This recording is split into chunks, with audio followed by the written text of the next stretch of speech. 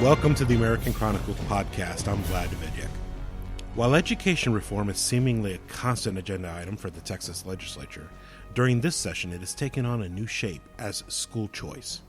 Republicans, led by Texas Lieutenant Governor Dan Patrick, are taking on the challenge of expanding school choice to all kids. Two people working on the front lines to help implement school choice for Texas: Peggy Venable, the Senior Visiting Fellow at the Center for Education Freedom at the Texas Public Policy Foundation, and Aaron Smith, an Education Policy Analyst with the Reason Foundation, joined the show to discuss the reasoning behind school choice, the potential impact, and the path forward for Texas schools. Coming up next on the American Chronicles.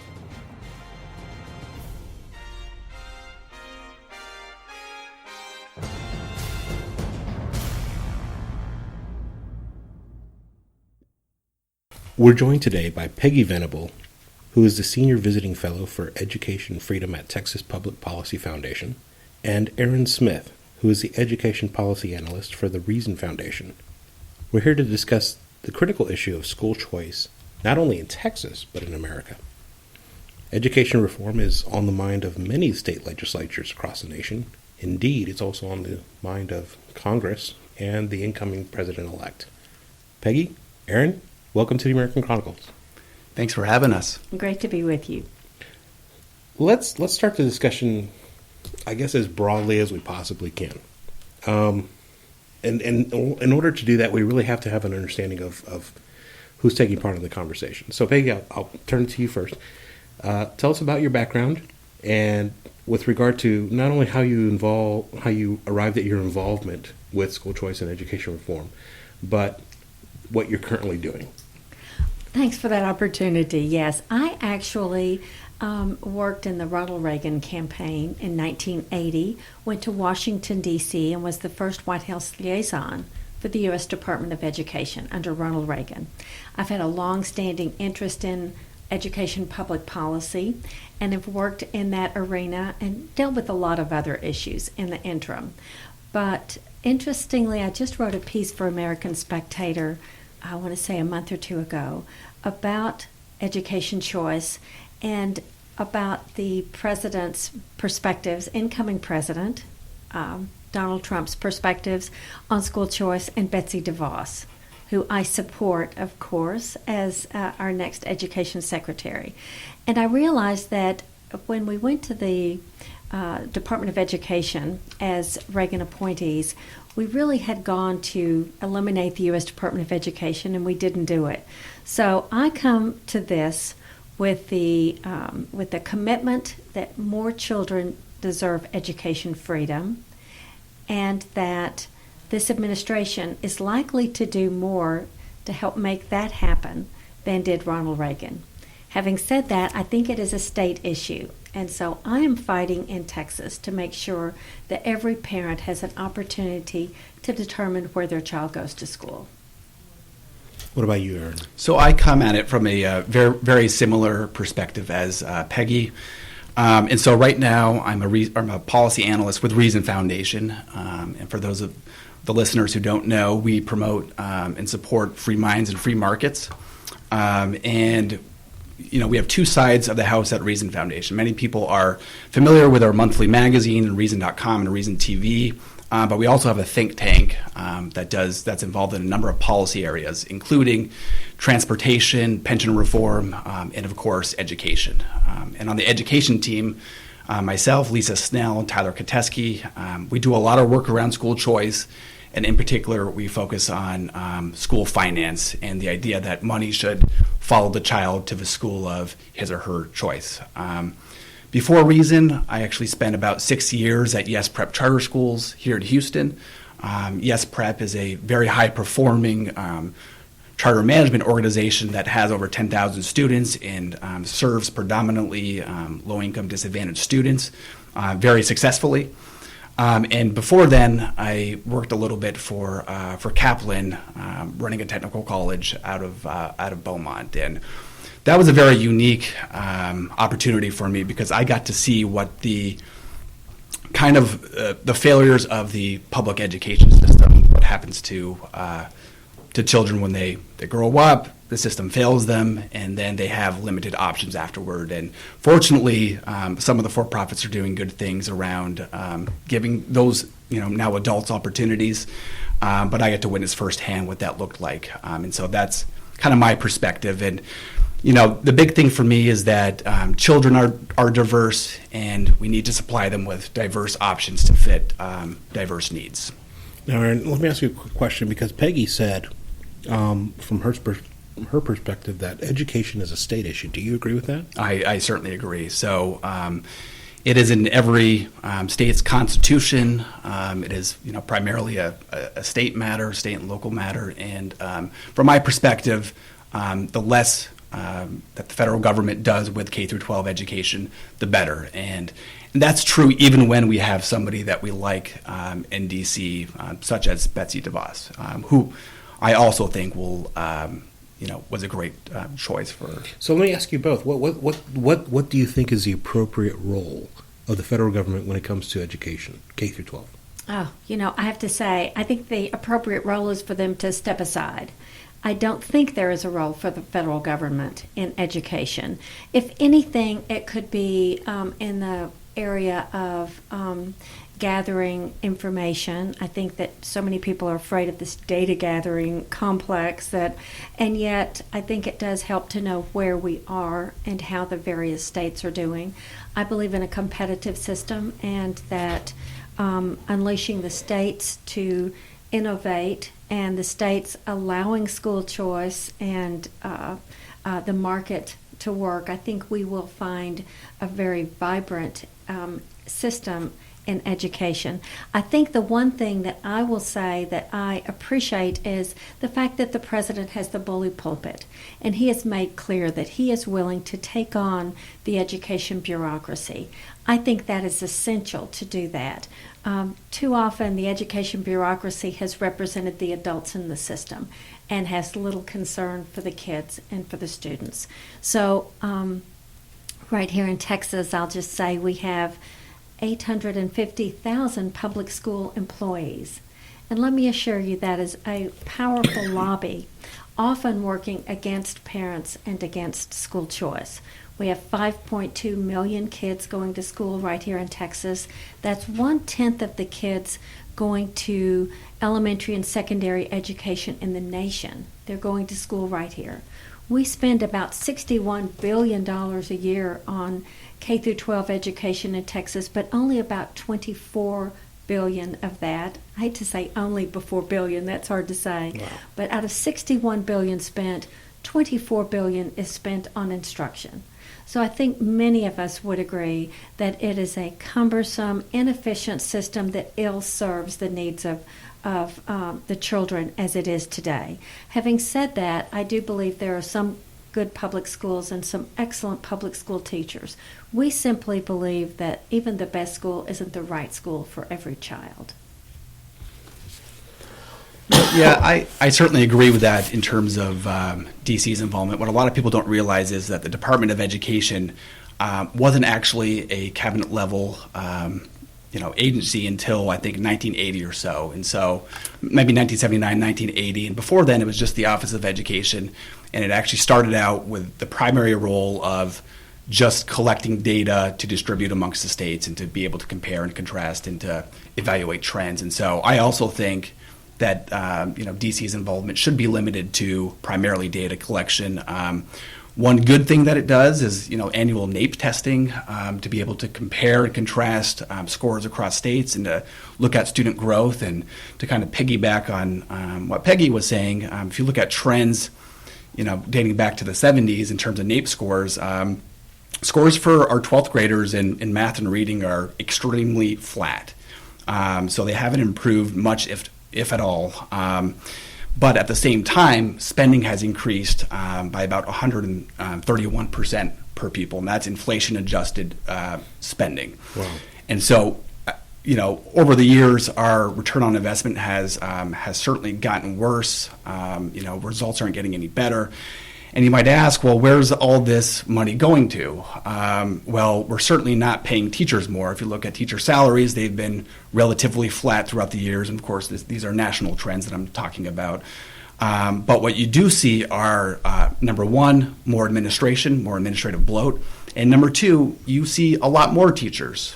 And so when you hear about teacher shortages, a lot of it stems from the fact that we do have these rigid class size requirements in many states that force schools to have to, move away from creative options in terms of delivering education and force into kind of a more one-size-fits-all model. And, if you look at a state like California, they've spent billions on decreasing class sizes. And, all things equal, right, I'm all for smaller class sizes.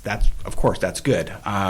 But in a reality of scarce resources, and as public policy, it's not a good thing to force them upon schools, and so that's kind of the trend in terms of how we're performing, our outcomes, and what we're spending, and it's definitely not a promising trend.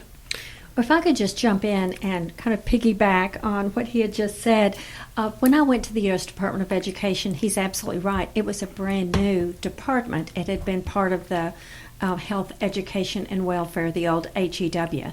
And unfortunately, President Reagan named a former HEW bureaucrat as the first Secretary of Education, Terrell Bell. And that's why I think we failed, that people are policy. And I think that we failed in appointing someone who had absolutely no interest in changing the system. He was part of the system, unlike what President-elect Trump has done in nominating Betsy DeVos, who is truly a change agent, who is looking for a really shaking the system up, and I think that is much needed. And I might also piggyback on something else he said. He is so right to talk about where the education dollars go is very important, not just how much is spent.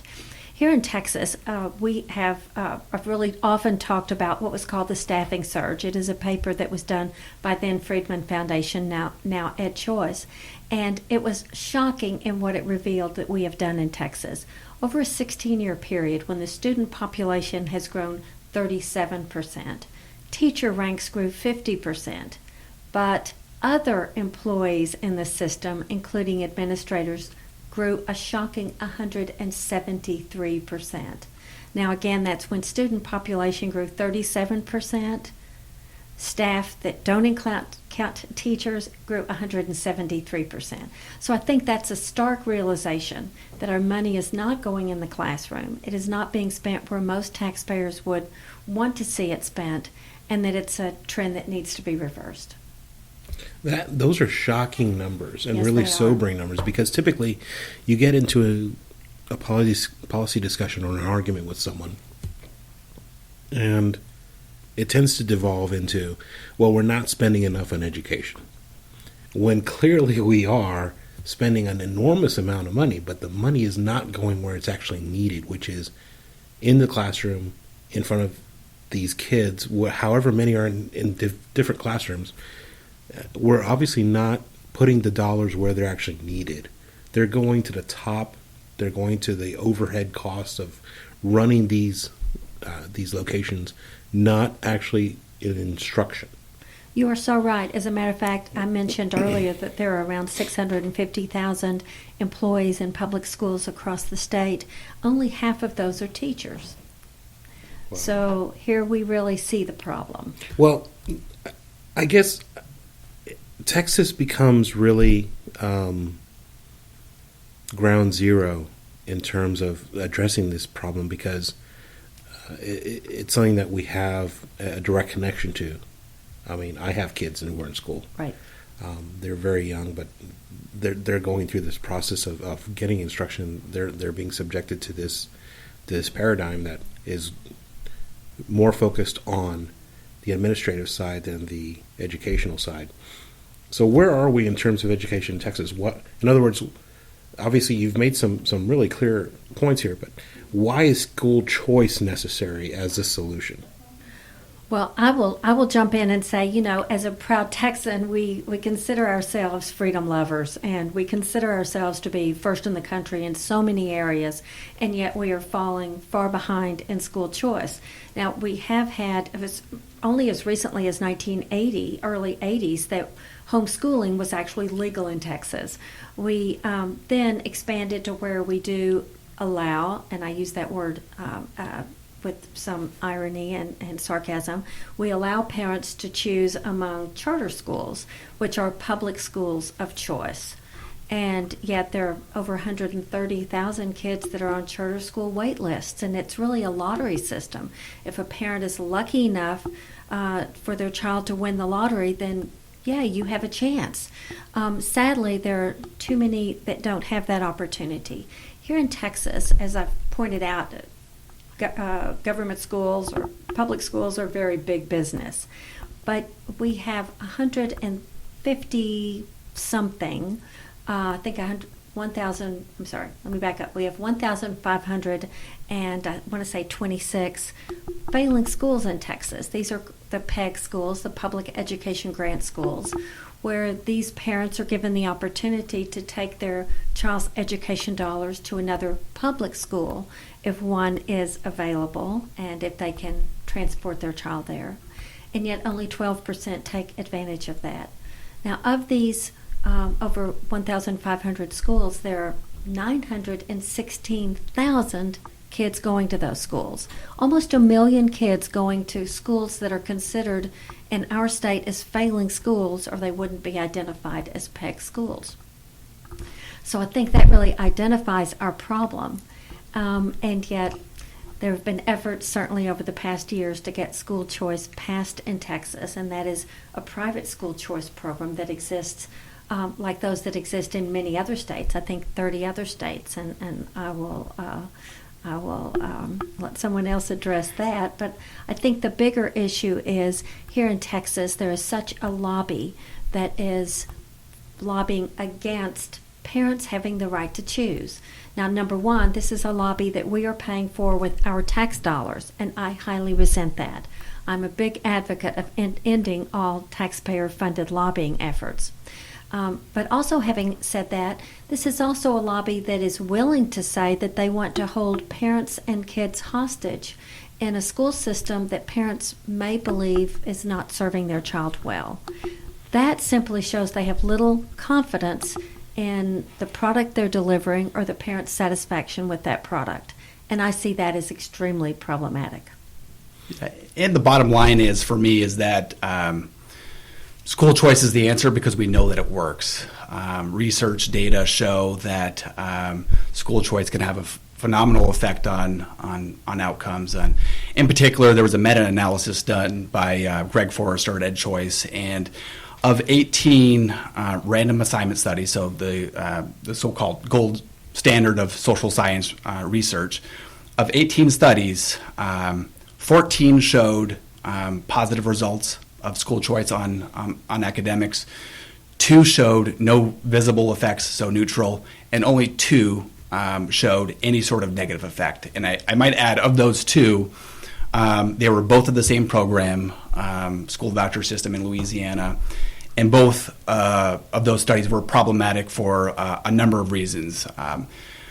The biggest reason being, that program was implemented in a higher regulation environment and discouraged a lot of high-performing private schools, or even just average-performing private schools, from participating. And so what you got was, it was just the lowest performing private schools that needed students to boost enrollment that participated, because these other private schools didn't want to participate given all the regulations, and so very understandably. And so the data show that with charter schools it's very similar. There's been countless studies done on charter schools, but what I point people to are the 4 random assignment studies that have been done on the effects of charter students. And all 4 show extremely positive effects for low-income students. And so you can kind of nibble around the edges and talk about what one study said or the other, but the bottom line is those gold standard studies showed very positive effects, especially for low-income students. So, are we talking about, I mean, at the state and local level, are we talking about education reform, or I guess to use another model like we're talking about with Obamacare, are we talking about repeal and replace? Because we have the state having a very decisive role in terms of how education is administered in Texas with regard to funding, with regard to the regulations that are in place. And then we have lots of independent school districts across the state who basically administer their local students and their local education programs. So what do we do with that balance? Well, I would simply say I'm not thinking repeal and replace. I'm thinking with competition comes innovation, and it will force public schools to compete for kids and to address parental satisfaction issues. I believe that competition works. I'm a free market advocate, so I believe that school choice will have the greatest impact. Certainly, we don't want to eliminate public schools, and I'm not proposing that all public schools are failing or doing badly, but there are some that are definitely failing. Again, even the best school isn't going to be the right one for every child. But as we enter this legislative session, which just started January 10th and will go for 140 days, we have 140 days every other year to try to fix things. And it's clear this is going to be one of the top issues this legislative session. The Lieutenant Governor, Dan Patrick, has named it as one of his top issues. I believe he's holding an early bill number. I believe it's Senate Bill 3 for that bill. It has not been introduced yet. We anticipate other bills to be introduced in the House and probably several bills in the Senate. But the need for reform is clear, and I'll just share with you a couple of facts and figures that legislators are well aware of, and that is that only 18% of the high school graduates are ready to go to college. We're talking about Texas. 18% right here in Texas. Wow. That others will need some kind of remedial courses if they go to college or higher education. Only about 25% of Texas students, I say only, totally 25% of Texas students don't even graduate from high school. And I think that's a personal tragedy for those 25%. Certainly the English language learners, those that have English as a second language, 1/3 of those don't even progress 1 year in school. And I think that's really problematic because that's an enormous percentage of our K through 12 population. And by failing thousands of students, we really are failing to, the next generation is going to be Texas. What is Texas going to look like if we aren't educating large numbers of the student population? And we are not.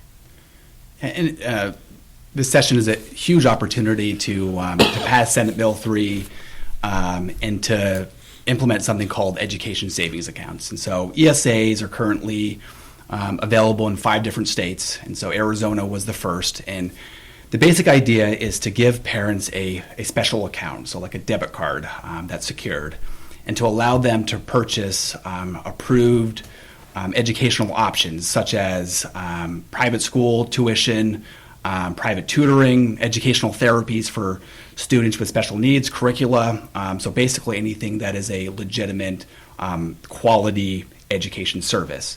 And the idea here is that this would allow parents to fully customize the education for their individual child. And so customization is a huge reason that a lot of states are getting behind it.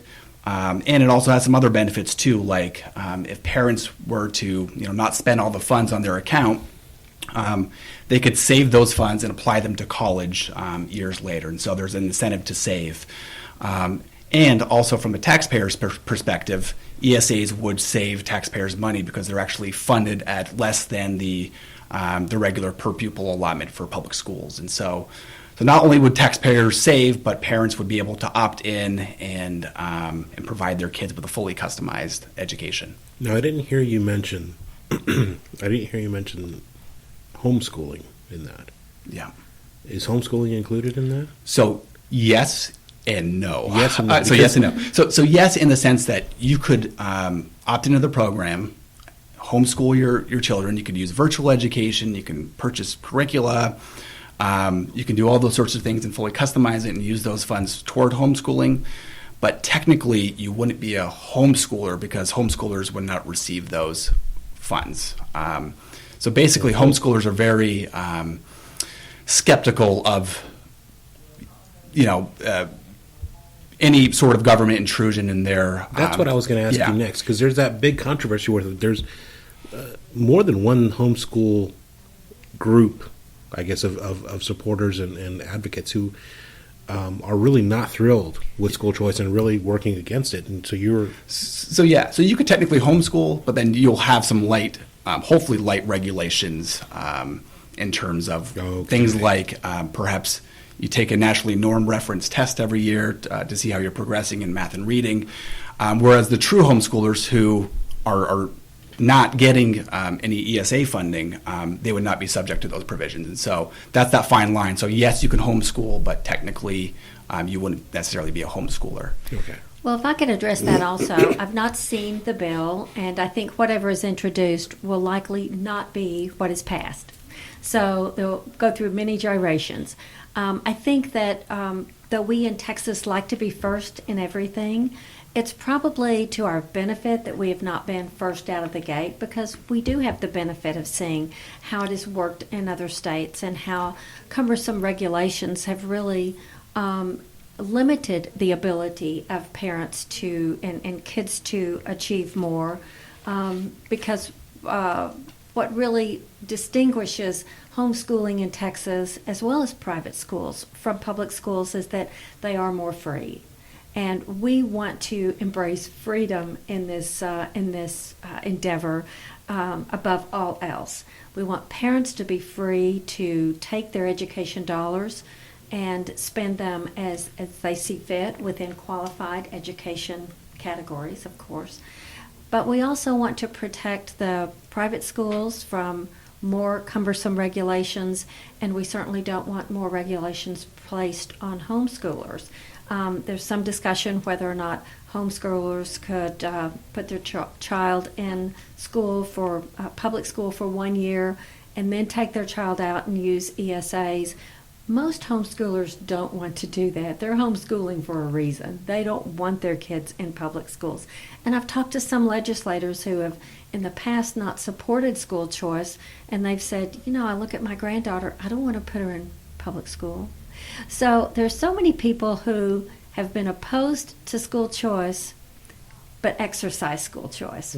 What we really want to do is say that of the kids that don't have these options now, they truly are the most desperate in our system and desperately in need of options. We don't want to carve out certain categories of people and give those kids school choice alone. We really want to promote and support the most expansive school choice program possible in Texas. So what do we tell the homeschooling parent who makes the judgment that, well, I have to pay taxes for education, property taxes or whatever the case may be. I want to educate my children at home, but I don't want to have the government intrusion. But because I refuse to allow the government intrusion with regard to regulation or with regard to some kind of oversight, I don't have the benefit of that funding, those dollars to help offset these costs. So if I had a magic wand, there would be very little to no regulations where they could access those funds and, use the funding that's rightfully theirs to apply to their child's education. So from my perspective, that's, the ideal world. In terms of reality, as, Peggy mentioned, what's introduced is probably not what would be passed, and there's probably going to be some light to heavy regulation involved, including provisions that prevent homeschoolers from accessing these funds and forcing them to go into a private school for a year, which most probably would not do. And so I would still say, for the homeschooler who is skeptical, this is about options. and you don't have to opt into the system. You don't have to be subject to government regulations if you don't want to. But for those parents who might need those funds and are okay with perhaps doing things like taking a nationally normed reference test every year in a couple subjects, then we should give them those options. And just be very, just in the future, just ensure that any sort of regulation for the ESAs does not actually seep into the homeschoolers as well. So, well, I think it's important too that we say that, from my perspective, what I'm hearing is that state dollars are what will be used for the education savings account in Texas. And I'm a big proponent of the ESA because it really does, as was stated earlier, allows a parent to customize their child's education. Having said that, I think we need not assume that regulations must follow the money, because we look at the GI Bill. A veteran can take their higher education funds to Baylor University, which is a Baptist university, or to a public university. So I think we need not walk into this with the assumption that there must be regulations attached to those funds. As a matter of fact, there have been efforts certainly to further regulate charter schools. I think that's one reason why we don't have more charter school startups in Texas. We need to free a lot of the regulations that are already there for charter schools and even for public schools. But sadly, the public school bureaucracy has resisted even efforts to give them opportunity to lift some of the mandates placed on them. And several pieces of legislation have offered to do that, and some have passed, but very few public school systems or ISDs have even ventured there. So they say they hate the regulations, but somehow they also say, we're used to them, we like them, we're going to keep them, so we can complain about them and say that the state should give us more money because they've put mandates on us. It makes no sense at all. Yeah, if top-down decrees worked, then we wouldn't have this problem to begin with, right? So if a standardized teacher salary schedule that's based on just years of experience in educational attainment and things like class size requirements and teacher certification and all these sort of regulations that we already have, if they worked, we probably wouldn't be here discussing this right now. And don't get me wrong, I think the regulations are well intended, but at the end of the day, they have a lot of unintended consequences, and experience shows that they don't result in favorable outcomes for students. I don't hear people talk much about that, but if you look at it, right now, homeschoolers, if they choose to go to a college, they're going to have to take a college entrance exam. If they have ESA dollars, were that to be the case, that they had ESA dollars that they had saved up, there would be a test. If they didn't go to higher education, 2-year or 4-year university, then those dollars would go back to the states. That's not their money. It's only the state dollars if they don't continue their education. So that truly is a test. So I think that there are ways that we could minimize or eliminate regulatory strings being attached for homeschoolers. Now, I do appreciate and understand there are some, and I will say fringe, in the homeschool community that are opposing school choice. However, let's remember that the Homeschool Coalition, headed by Tim Lambert, is supportive of school choice and ESAs.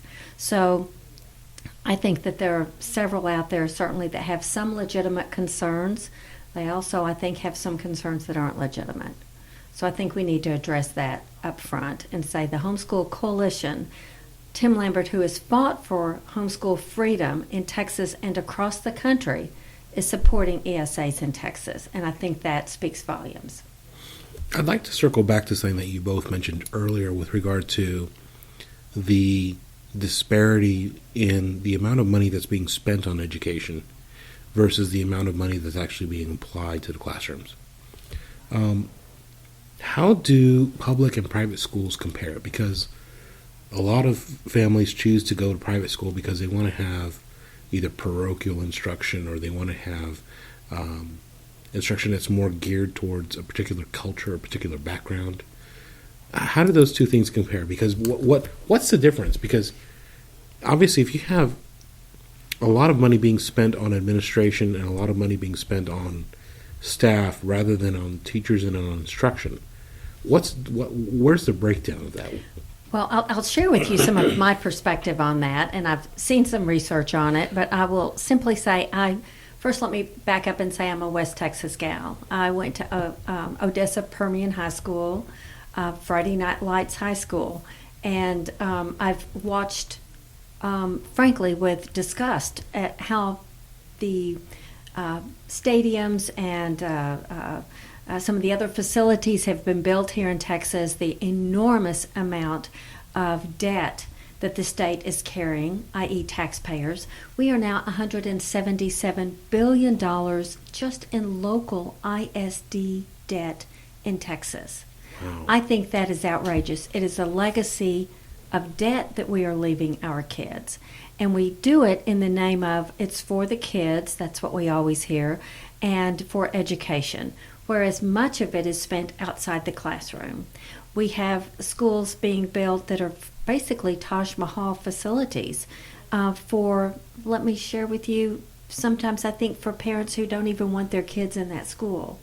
And yet it's really the stadiums that get under my skin. And to see that how much we're spending on stadiums, Allen, ISD, and we've made national news for how much we're spending outside the classroom on things like that. And I think that's a disgrace.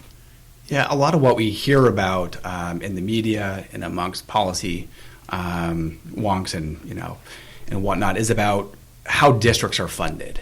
And so we talk a lot about funding equity amongst districts and how to better allocate funding and whatnot. But what people don't realize is a lot of the funding problems happen at the district level. And so, for instance, there are schools in low-income communities that are literally shortchanged over $1 million because of the way that districts budget their dollars. And so, without getting into the weeds here, this is something that's not unique to Texas. It's widespread. There's a lot of research around it, and districts budget in two ways. One, they budget in a manner that lacks transparency, in that parents and the communities do not know how much they're spending on individual schools.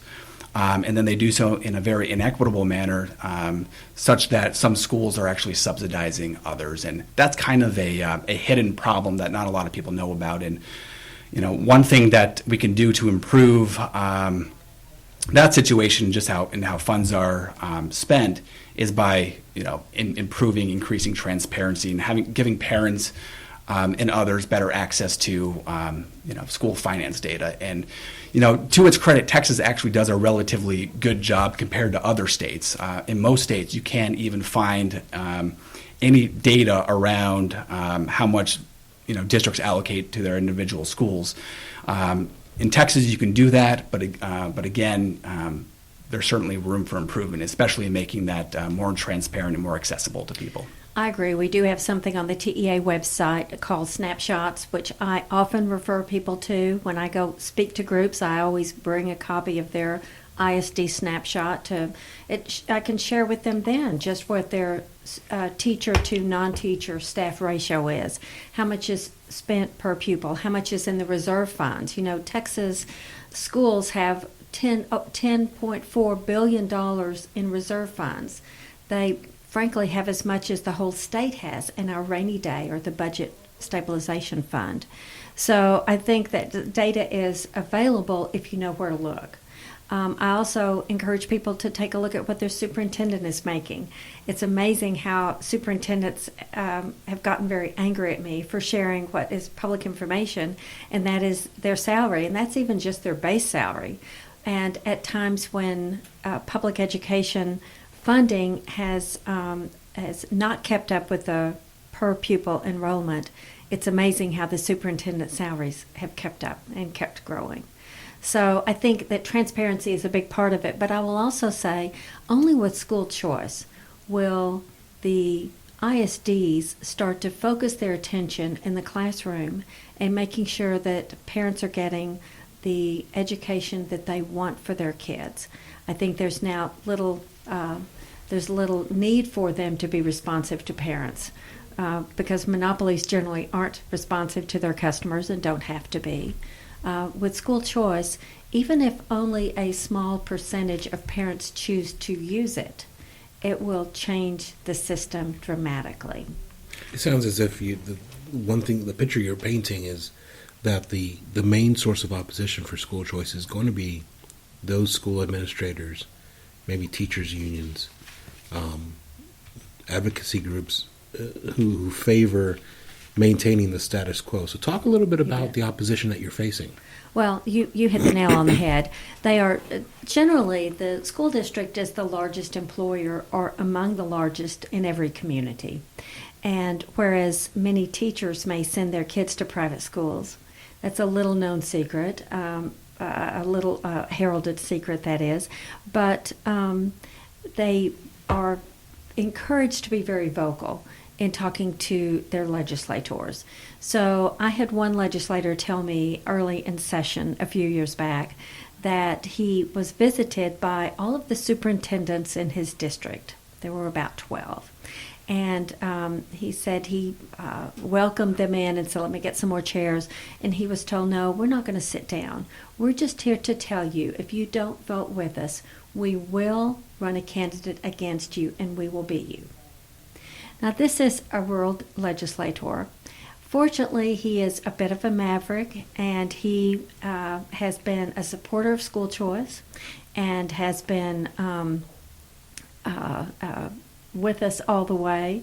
They ran candidates against him. They were unsuccessful in defeating him, and the last couple of 3 elections, they have not even run anyone against him. But they are the bullies in the playground. They are the bullies in the playground. And I believe that parents simply need to speak out, to let their legislators know that they want choice and they want competition. And I think that only with that kind of reassurance will legislators be willing to go against the powerful education lobby. And we've seen some legislators defeated who were unwilling to speak out for school choice, and we're hoping that that will continue. Yeah, it's certainly sad that in a state like Texas, a very red state that you would think would have a school choice program, has failed to pass anything. And you look across the country, and I think over half of states have some form of private school choice. So whether it's a voucher program, ESAs, tax credit scholarships. And Texas has none of that. Fortunately, we've seen the charter sector grow significantly over the past decade or so, to the point where we have about 4 or 5% of students enrolled in charter schools. But certainly, they can't keep pace with demand for a number of reasons. One of which is a lack of facilities funding and some other administrative burdens, which have increased over the years, especially since SB 2, a couple years ago. And so, there's obviously a huge need for a private school choice program, and the fact that Texas hasn't passed one yet is very sad. And I think Peggy hit the nail on the head in terms of what's behind that. And the only thing I'll add is that you think of Texas as a state that, there's no collective bargaining with teachers' unions, so that's illegal in Texas. And you would think that, districts and parents would have a lot more power, but the teacher unions in states like Texas with no collective bargaining still have a lot of influence. And if you don't believe me, go look at your local district's teacher's contract and how many pages those are and how many provisions they have. And so while they're not involved in collective bargaining directly, as Terry Moe said in his book, Special Interest, they do something that looks a lot like collective bargaining. As a reminder, we're speaking with Peggy Venable, who's the Senior Visiting Fellow for Education Freedom at Texas Policy Foundation. You can follow her on Twitter @pvenable, and we're also speaking with Aaron Smith, who's the Education Policy Analyst with the Reason Foundation. You can follow him on Twitter @AaronGarthSmith. What example should Texans look to with regard to what we could call a successful or a promising school choice outcome? Obviously, Texas is going to be very different from almost any other state because of the size of the population, the size of the the wide range of choices, disparity with regard to urban and rural districts. So do you have something that people can look at and say, okay, this is kind of what it would look like?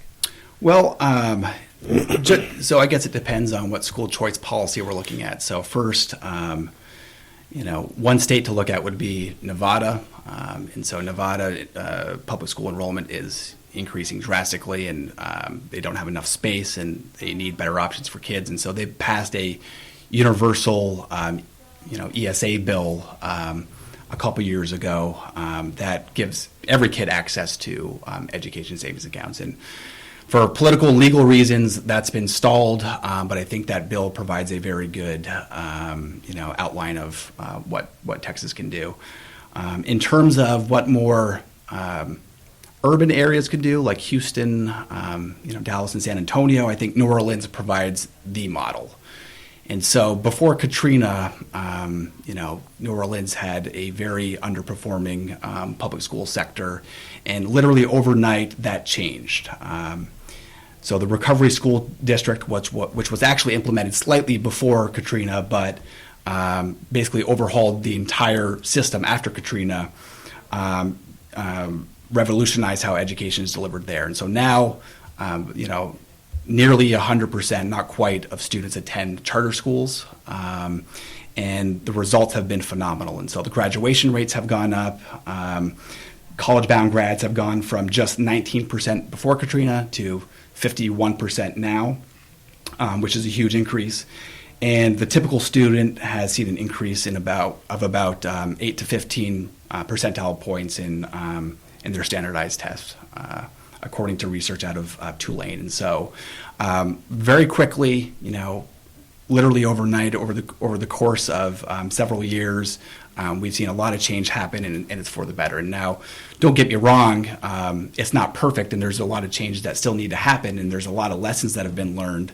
But the basic charter model of, attract high-quality operators, shut down underperforming schools quickly, especially, those who, where parents vote with their feet and leave, and, hold them accountable for outcomes. I mean, I think that's the model. The other thing is, with more rural communities, I think, people don't realize just how many charter schools are either operating in rural communities or want to operate in local communities.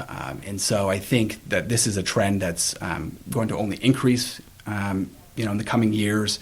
But then also looking at things like virtual schooling, where kids can access maybe not even an entire menu of options, maybe just a few courses here and there that they don't have access to in their communities. And so that's part of the school choice movement is also course choice and giving kids access to teachers and educators in different communities. And so that's something that rural communities can also look to.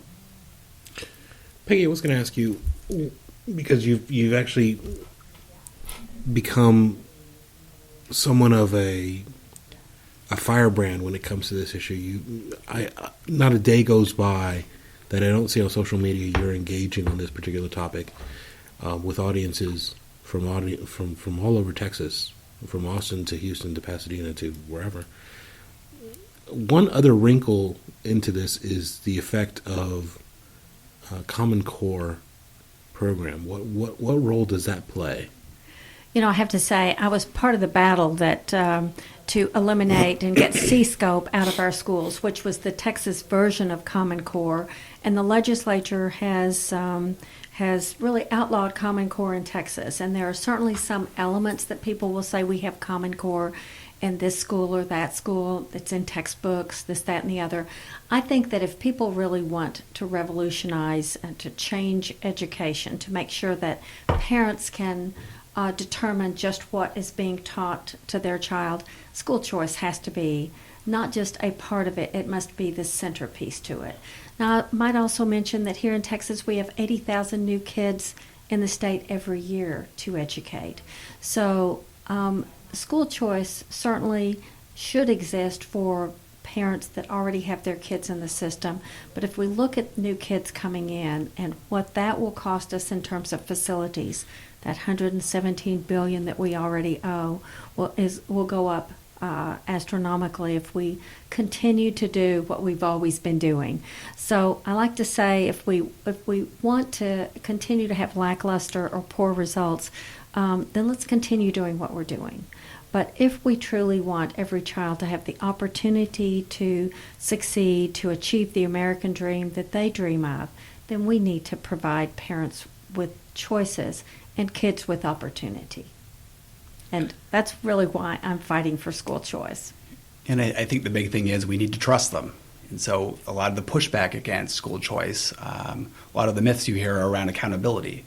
Well, charter schools aren't accountable. Well, if you had an ESA system, who's going to make sure that parents are making the right decisions? And at the end of the day, I recognize that parents aren't perfect, and not every parent is always going to make the best decision. But I certainly trust parents a heck of a lot more than I trust bureaucrats in Austin or D.C. to make those decisions. And at the end, the proof is in the pudding. Accountability in terms of transparency can be a good thing, but at the end of the day, you have to empower parents to hold educators accountable for results, and that's where the accountability should lie. Well, let's hope that the legislature really moves this forward with regard to not only implementing school choice, but really looking at education in an entirely new way, because what's gone before really is not addressing the challenges we face. It may have worked for the previous decades when I was in school, or when us grown-ups were in school, but really the world, the globalized economy that our kids face today, the education system that we have is really not adequate, and it's not doing the job. And more importantly, it can't do the job because it's simply not structured to succeed. So let's hope that the legislature really undertakes an effort to really get this going, and the successes that should result, or weaken to result, as quickly as possible. We've been joined by Peggy Venable, who's the Senior Visiting Fellow for Education Freedom at Texas Public Policy Foundation. You can follow her on Twitter at @PVenable, and Aaron Smith, who is the Education Policy Analyst with Reason Foundation. You can follow him on Twitter at Aaron Garth Smith. Aaron, Peggy, thank you very much for joining us here in the American Chronicles. Thanks for having us. Thanks for having me. Well, that brings us to the end of the show. Check out my website, vladdavidyak.com, and make sure to follow me on Twitter at vladdavidyak. Tons of cool stuff there. You'll love it. Please give the show a great rating and review on iTunes. It really helps other people find us when they're searching for a really good show. Until the next time, remember, eternal vigilance is the price of liberty, and freedom is never more than one generation away from extinction.